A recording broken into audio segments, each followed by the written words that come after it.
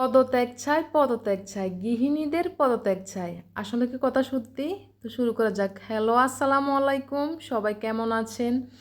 আশা করি অনেক অনেক ভালো আছেন। তো আসলে কেন বললাম পদত্যাগ চাই সেটা বলবো, আগে ভিডিওটা শুরু করি। তো সকালে যেভাবে আমি প্রত্যেক দিন এই যে রুটি দিয়ে শুরু করি, তেমনি রুটিটা তৈরি করতেছি এখন। তো সবগুলো রুটি আমি এইভাবে বানিয়ে নিচ্ছি। তারপরে নাস্তাটা রেডি করব, তারপর খাওয়া দাওয়া হবে। তো এইভাবে সবগুলো আমার রুটি হয়ে গেছে। তো এখন আমি এই যে রুটির সাথে একটু চা বানিয়ে নিয়েছি। এটা আর কি বলবো, সব সময় আমার থাকে দুধ চা রুটির সাথে। তারপর একটু তরকারি ছিল, সেগুলোই নিয়ে নিলাম। তরকারি, দুধ চা আর রুটি আজকের নাস্তা হবে এ আর কি। তারপরে এই যে বললাম যে পদত্যাগ চাই, আসলে আমাদের গৃহিণীদের প্রত্যেক দিনে যে সকাল থেকে একেবারে ঘুমানো পর্যন্ত, রাত পর্যন্ত আমাদের যে কাজগুলো করে থাকি আমরা সব সময়, এগুলো আমাদের সব সময় থাকে। যে নাস্তা তৈরি করা, তারপরে দুপুরবেলা রান্না বান্না করা, অন্য অন্য যাবতীয় কাজ, ছেলে মেয়েদেরকে মানুষ করা বা কাজকর্ম করা, ওদেরকে খাওয়ানো দাওয়ানো, ওদের সেবা করা। তো আমাদের কিন্তু সব সময় এগুলো নিয়ে থাকতে হয়। এটা কি কখনো সম্ভব যে এটা এটা থেকে আমরা পদত্যাগ নিব? এটা তো সম্ভব না। আমাদের জীবনটাই হলো এরকম যে মেয়েদের সব সময় কাজকর্ম থাকবে, রান্না হতে বিয়ের পর, বিয়ের আগেও কোনো কোনো মেয়ে বাবার বাড়িতে কাজকর্ম করে, আর বিয়ের হয়তোবা অনেকে করে না। আর বিয়ের পরে তো সবাইকে করতে হয়, যে সকালে নাস্তা বানানো, সব ধরনের কাজকর্ম, রান্না বান্না, এগুলো সবারই থাকে। তো এগুলা থেকে কখনো কি আমরা পদত্যাগ চাইতে পারি? কখনোই না। এটা যতটাই বলি আমরা যে আমাদের প্রত্যেক দিনে একই কাজ, আর ভালো লাগে না, মন চায় না আর কাজ করতে, আসলে তা না। এগুলা যতই বলি, কিন্তু কাজ ছাড়া কিন্তু আমরা থাকতে পারবো না।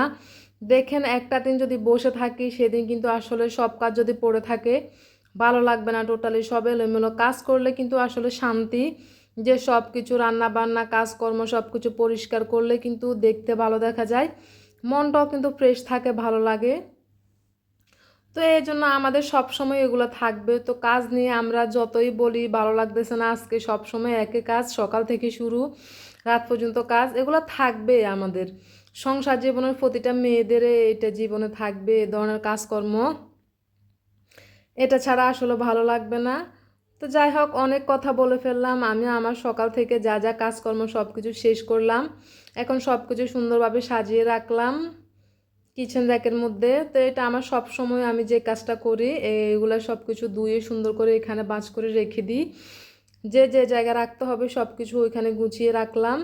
তারপরে তো এই যে বললাম যে কাজ আমাদের কখনোই শেষ হবে না। তো আলহামদুলিল্লাহ, কাজ করতে আসলে সবারই ভালো লাগবে, একটু হয়তো বা কষ্ট লাগে করতে, তা কিছুই না। এটা করতে করতে অভ্যস্ত সবারই।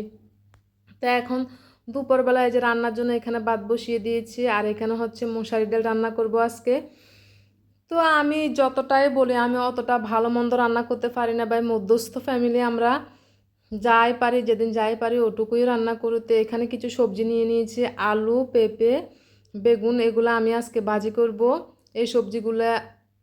তারপর আর মশারি ডাল রান্না করব, এই দুইটাই আমার তরকারি থাকবে। কারণ কি, সব সময় অনেক সময় হাতের কাছে যে আজকে কি রান্না করব ওরকম তরকারি যে অনেক সময় মাথায় আসে না। তো যে কোনো একটা নিয়ে নিই আর কি। এখন আজকে ভাবছি না, এই যে সবজিটা একটু ভাজি করি আর ডাল রান্না করব, এটাই হবে আজকে। মাছ মাছ রান্না করব না। আমার কিন্তু সব সময় মাছ একটা থাকে প্রত্যেক দিন। তো মাঝে মধ্যে যদি মাছ নাই পাই বা না থাকে, তা আমি সাধারণভাবে একটা সবজি ভাজি করে নিই, কিংবা ডাল রান্না করি, কিংবা আলু ভাজি, আলু ভর্তা, যাই হোক এগুলোই তৈরি করি। তো এখন আমার ডাল ভাত প্রায় হয়ে গেছে। আর আমি এখন এই যে সবজিগুলো এখন সুন্দর করে ভেজে নিব। তো মশলাগুলোকে ভালোভাবে এখন কষিয়ে নিব। তো বড়লোক ফ্যামিলিতে হয়তো বা সবাই খুব ভালো মন্দ রান্না করে, মাছ মাংস ওই সেগুলো, হয়তো বা আমরা এগুলো পারি না। আর এগুলো প্রত্যেকদিন রান্না করা যায় না। মাঝে মধ্যে কিন্তু রান্না করি, অতটা না যে একেবারে রান্না করি না।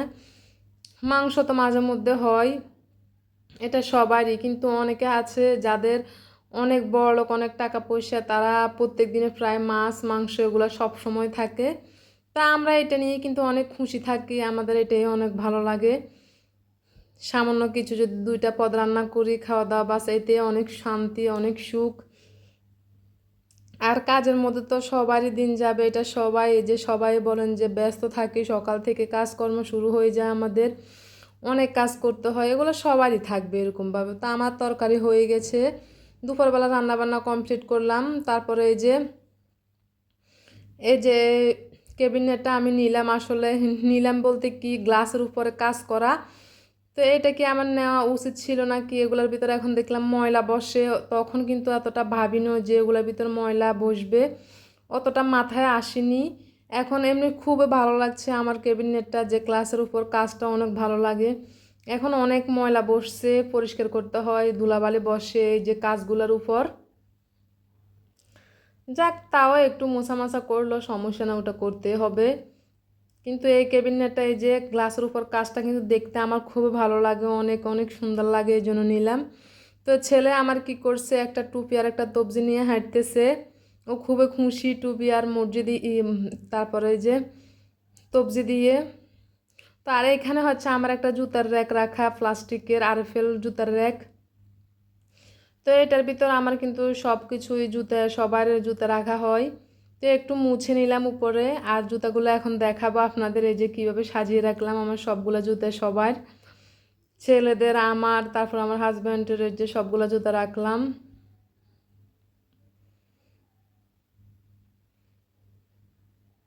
তো জুতার বাক্স আসলে সবাই লাগে, বাকি কিছু বাড়তি আমার জুতা আছে, ওগুলো কিছু পুরনো হয়ে গেছে, ওগুলা একটা বস্তার মধ্যে রেখে দিলাম আরেক জায়গায়, ওগুলো কিন্তু সবসময় ব্যবহার হয় না। আর এখানে যে আমাদের বলছি না মধ্যস্থ ফ্যামিলি, আমরা আমাদের ডাইনিং টেবিল নেই ভালো একটা, একটা প্লাস্টিকের ডাইনিং টেবিল, তাও সমস্যা নাই, এতে খুশি, একদিন হবে, হবে না যে এমন কিছু না, সবাইরই সব কিছু স্বপ্নটা আস্তে আস্তে করে পূরণ হয়, সব কিছু একসাথে আর হয় না।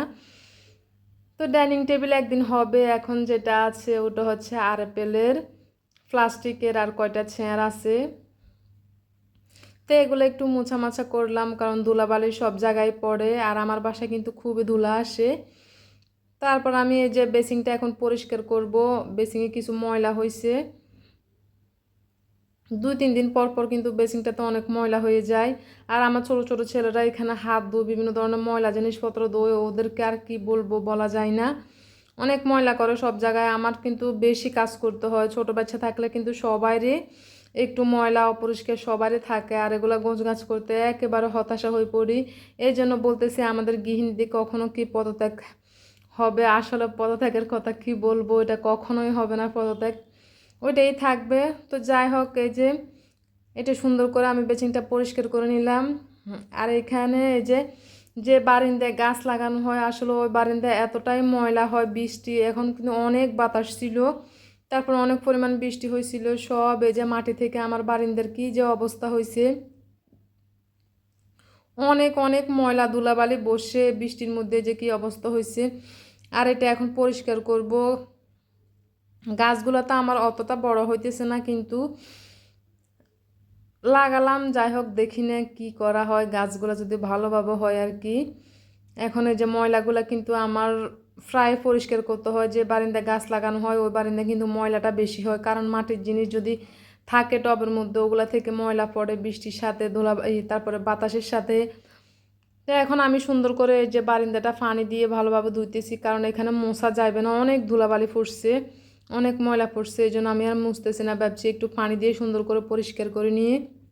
তো এখন এই যে সুন্দরভাবে পরিষ্কার করে নিলাম। এই যে গাছগুলো আমার অতটা বড় না, খুবই ছোট ছোট। তা আজকে এ পর্যন্তই, সবাই ভালো থাকবেন, সুস্থ থাকবেন, আল্লাহ হাফেজ।